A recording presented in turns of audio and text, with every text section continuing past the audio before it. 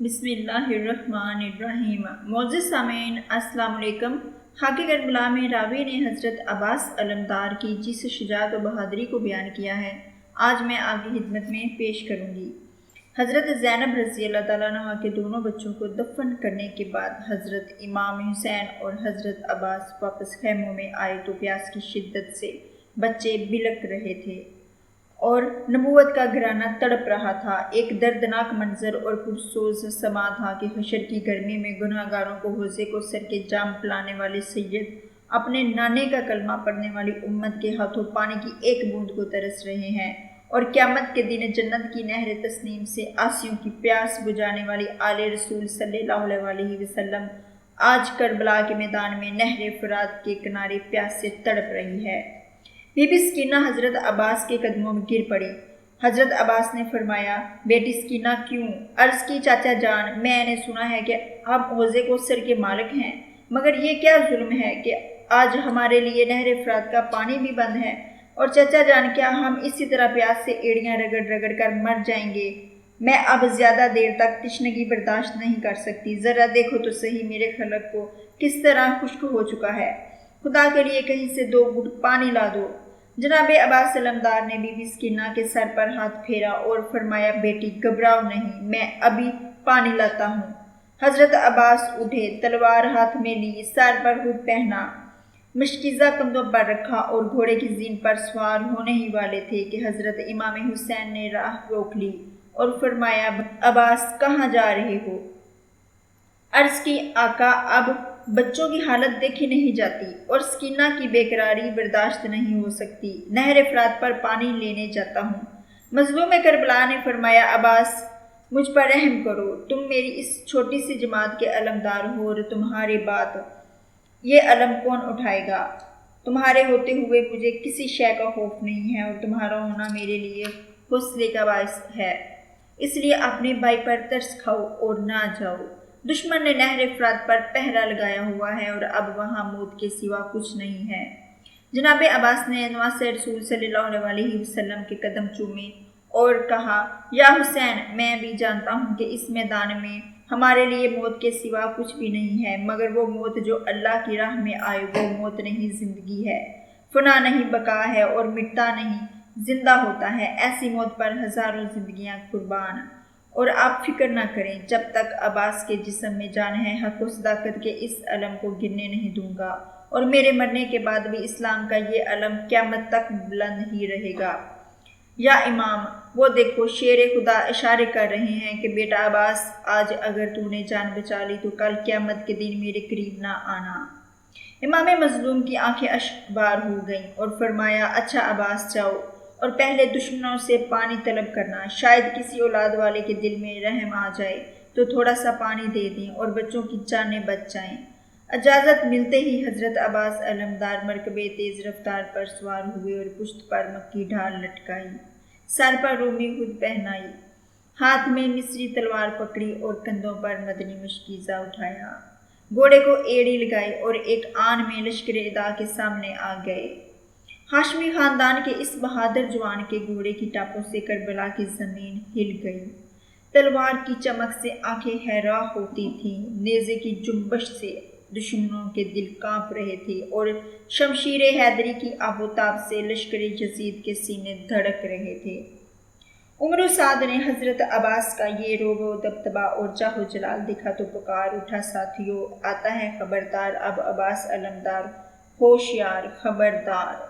ہاشمی شہزادے نے یزیدی لشکر کے سامنے کھڑے ہو کر فرمایا، اے باطل پرستو، تم جس نبی کا کلمہ پڑھتے ہو اسی نبی صلی اللہ علیہ وسلم کی اولاد سے برسر پیکار ہو، اور تم جس رسول کی شفاعت کے امیدوار ہو اسی رسول کے نواسوں کے خون کے پیاسے ہو، اور جس گھرانے سے تم حوض کوثر کی جام پینے کی تمنا رکھتے ہو اسی گھرانے پر پانی بند کر کے ان کے بچوں کو تڑپا رہی ہو، اور جس آل محمد پر تم نماز میں درود پڑھ پڑھ کر اپنی نماز قبول کرواتے، اسی آل محمد کو وضو کے لیے پانی بھی نہیں دیتے۔ میں تم سے ڈر کر نہیں اور اپنی جان بچانے کی خاطر نہیں بلکہ تمام حجت کے لیے تم سے درخواست کرتا ہوں کہ ہمارے بچوں پر رحم کرو اور ان کے لیے تھوڑا سا پانی دے دو۔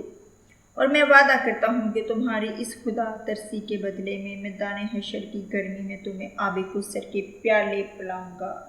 حضرت عباس کی اس ایمان افروز تقریر کے بعد بھی پتھر دل انسانوں کے دل پر کوئی اثر نہ ہوا، اور حارثہ بن زید کو عمر سعد نے حکم دیا کہ تم جواب دو۔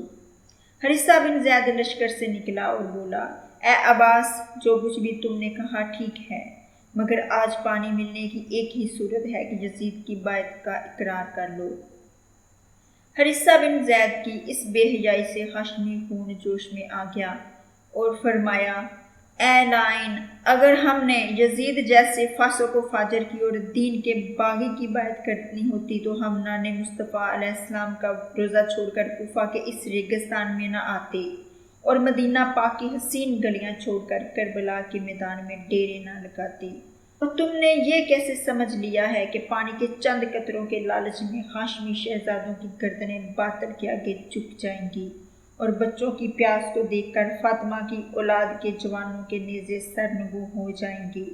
یاد رکھو کہ ہم اپنی گردنیں حق کی خاطر کٹوا تو سکتے ہیں، مگر باطل کے آگے جھک نہیں سکتے، اور اپنی جانیں دین کی خاطر قربان تو کر سکتے ہیں، مگر ایک بے دین کی بیعت نہیں کر سکتے۔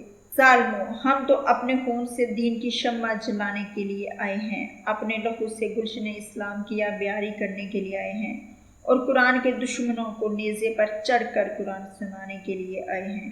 جاؤ، پانی دو یا نہ دو، مگر ہم سے یزید کی بیعت کی توقع نہ رکھو۔ حضرت عباس علمدار کی اس حقیقت افروز تقریر سے لشکر یزید میں ایک سناٹا چھا گیا۔ کسی میں جواب دینے کی جرأت نہ رہی کہ شمر بولا، اے ہمارے سردار، آپ فکر نہ کریں، میں جاتا ہوں اور ابھی عباس کو ساتھ لاتا ہوں، اس لیے کہ عباس میرا بھائی ہے۔ وہ اس طرح کی ام البنین بنت حرام جو حضرت علی کے نکاح میں تھی، شمر کی حقیقی پھوپھی تھیں، اور حضرت عباس انہی کے بطن سے پیدا ہوئے۔ اتنا کہہ کر شمر آگے بڑھا اور حضرت عباس کے سامنے کھڑا ہو گیا اور کہنے لگا، اے عباس، میں عمر سعد کی طرف سے ایلچی بن کر تمہارے پاس آیا ہوں۔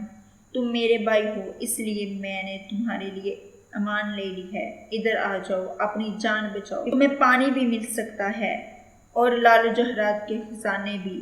شمر کی اس بے خودگی سے حضرت عباس کی آنکھوں میں خون اتر آیا اور فرمایا، شمر، یہ ٹھیک ہے کہ تم میرے بھائی ہو، مگر دین و شریعت اور حق و صداقت کے مقابلے میں ایک بھائی کی کوئی حقیقت نہیں ہے، اور پانی کا لالچ دے کر اور لال و جواہرات کی ہوس دلا کر مجھے ضلالت و گمراہی کی طرف بلانے والے، تو ہماری طرف آ جا، ہم تمہیں دین و ایمان کی دولت سے مالا مال کر دیں گے، اور نہر فرات کی بجائے حوض کوثر تیرے سپرد کر دیں گے۔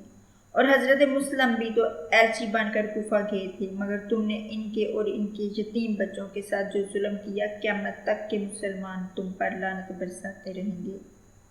اگر اسلام میں کسی ایلچی کو قتل کرنا جائز ہوتا تو آج تمہاری لاشیں بھی اسی خاک پر تڑپتی ہوتی۔ اتنا کہہ کر حضرت عباس نے اپنے نیزے کو ذرا سی جنبش دی تو شمر کتے کی طرح بھاگ نکلا، اور اس تمام حجت کے بعد حضرت عباس علمدار نے اپنے مرکبہ تیز رفتار کو اشارہ کیا اور وہ چاروں قدم اٹھا اور ہوا ہو گیا، اور حضرت عباس دشمن کی صفوں کو چیرتے ہوئے اور ہر طرف قتل عام کرتے ہوئے نہر فرات کے کنارے پہنچ گئے۔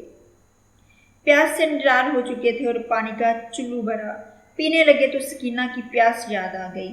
پانی پھینک دیا کہ بچے تو پیاس سے تڑپیں اور میں پانی پی لوں۔ گھوڑے کا منہ پانی میں کیا اور حکم دیا کہ پی لے، مگر اس نے بھی نہ پیا، اور زبان حال سے عرض کی، حضور، اگرچہ میں حیوان ہوں، مگر اہل بیت کی صحبت کے اثر سے اتنی پہچان رکھتا ہوں کہ آل مصطفیٰ علیہ السلام کے مقابلے میں میری پیاس کی کوئی حقیقت نہیں ہے۔ پھر آپ نے مشکیزہ بھرا، کندھوں پر رکھا اور خیموں کی طرف دوڑے۔ پہرہ داروں نے حضرت عباس کا راستہ روکا، مگر اس اللہ کے شیر نے جدھر رخ کیا دشمن کی صفیں الٹ دیں۔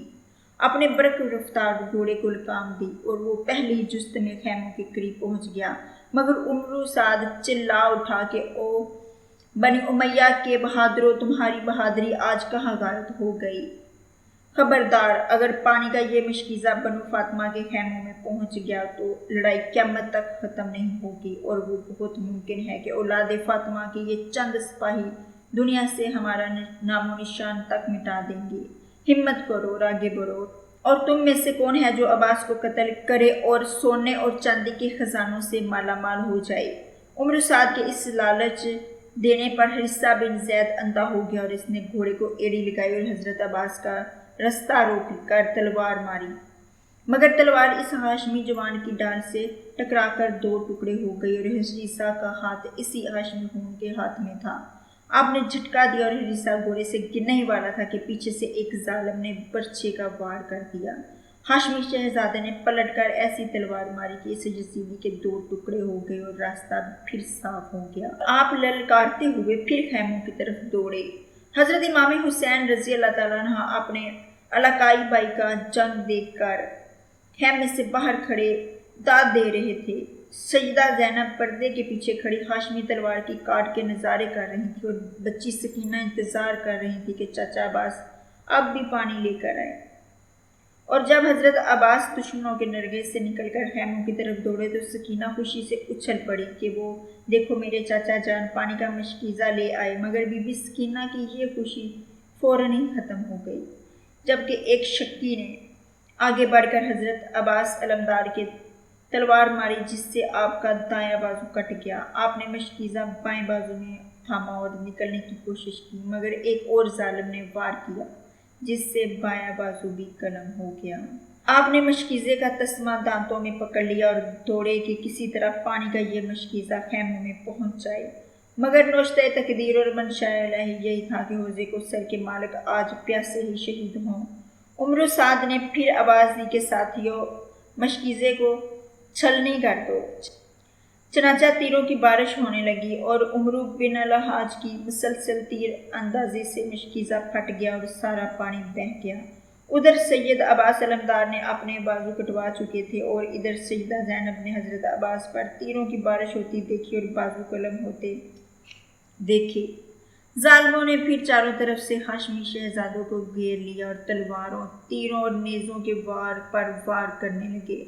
अली का लाल जख्मों से चूर चूर होकर घोड़े की जीन से गिरा और आवाज़ दी, या हुसैन मुझे संभालना।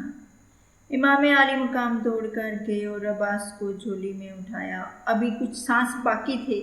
फरमाया, अब्बास कोई बात करो। अब्बास ने आंखें खोली, अर्ज की, या सैयद बेटी सकीना से कह देना कि मुझे माफ़ कर दे। मैं इसका वादा पूरा नहीं कर सका और फिर इमाम पाक की झोली में जान दे दी। इन्ना लिल्लाहि व इन्ना इलैहि राजिऊन।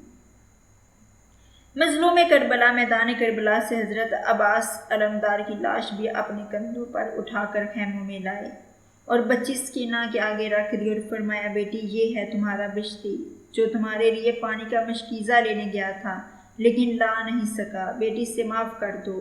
खैमों में एक हशर बर्पा हो गया और अब्बास अलमदार की मौत ने इमाम अर्श मुकाम की कमर तोड़ दी और उनकी तमाम उम्मीदों पर पानी फेर दिया। इन्ना लिल्लाहि व इन्ना इलैहि राजिऊन।